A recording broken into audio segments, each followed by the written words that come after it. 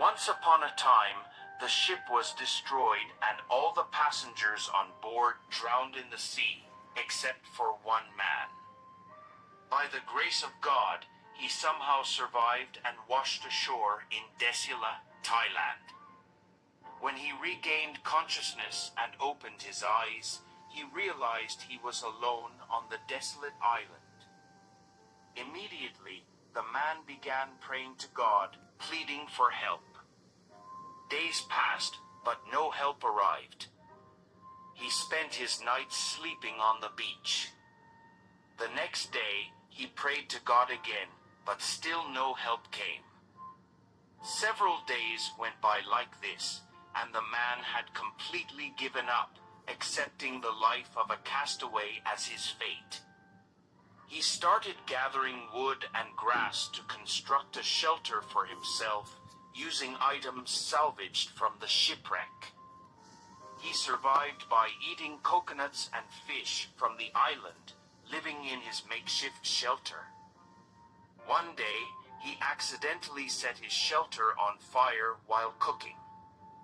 Devastated by the destruction of his only refuge, he angrily looked up at the sky and complained to God, questioning why his prayers for help had gone unanswered.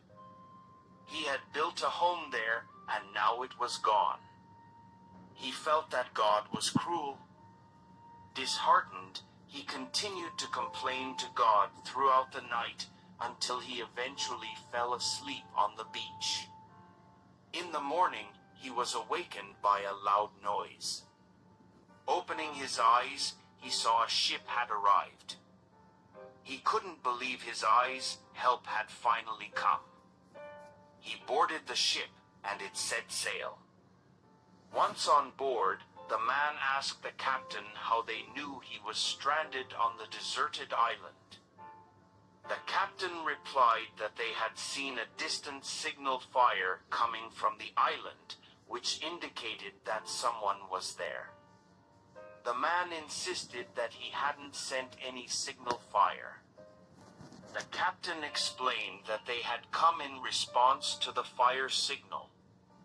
It was then that the man remembered his burning shelter.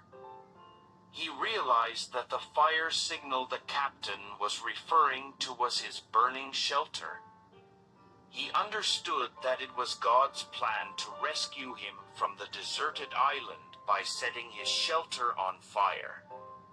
He realized that God's plan was greater than his own and began to thank God. If we examine our own lives, we will find that we often make plans, but things don't always go as we want them to. We try to make sense of our experiences with our limited understanding. When troubles arise, our faith wavers, our patience wears thin, and hope begins to fade.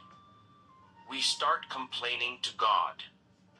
However, in such times, we should strive to overcome our difficulties by maintaining faith in God. In a world with over 7 billion people, God has a purpose and plan for each and every one of us. We should continue to make efforts while keeping faith in the Almighty without losing hope. Our efforts, combined with God's blessings, can help us overcome any trouble.